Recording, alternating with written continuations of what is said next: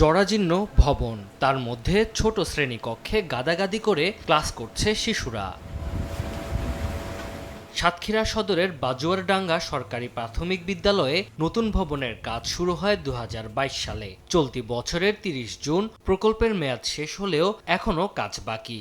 এদিকে পুরনো ভবনের তীব্র শ্রেণীকক্ষ সংকটে ব্যাহত হচ্ছে পাঠদান। শিক্ষকরা বলছেন, দুটি ক্লাসরুমে সব শ্রেণীর ক্লাস নিতে হিমশিম অবস্থার সৃষ্টি হয়। শীঘ্রই কাজ শেষ করে নতুন ভবন চালুর দাবি শিক্ষক শিক্ষার্থীর। আমরা এক বেঞ্চিতে ৫-৬ জনকে বসি, ওতে ওতে তিনজন করে বসতে হয়। আমাদের এক ক্লাসে বসতে অনেক কষ্ট হয়। আমরা এক বেঞ্চে তিনজনের জায়গায় ৪ জন বসি। বিল্ডিংটা হইলে আমাদের এদের সহজে পড়ালেখা করতে পারবে, বসতে পারবে। কমপক্ষে আমাদের ৬টা রুম আর একটা অফিস, 7টা রুমের দরকার। তাহলে আমাদের এক্সিস্টিং আছে 2টো রুম, আমরা আরো 5টা রুমের জন্য আবেদন করেছিলাম।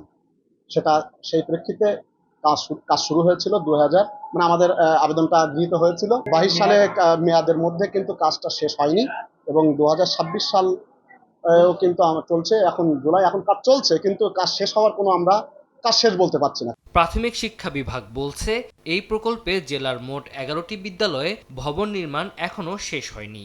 যদিও এলজিইডি বলছে, শীঘ্রই কাজ শেষ করে ভবন হস্তান্তর করা হবে।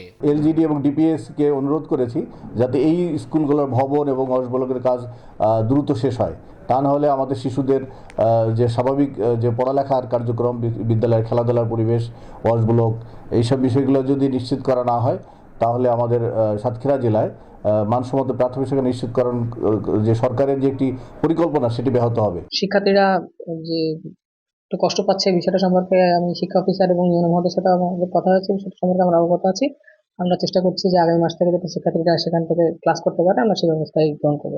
বাজুয়ারডাঙ্গা সরকারি প্রাথমিক বিদ্যালয়ে নতুন ভবন নির্মাণে ব্যয় ধরা হয়েছে ১,৪০,৮৫,০০০ টাকা।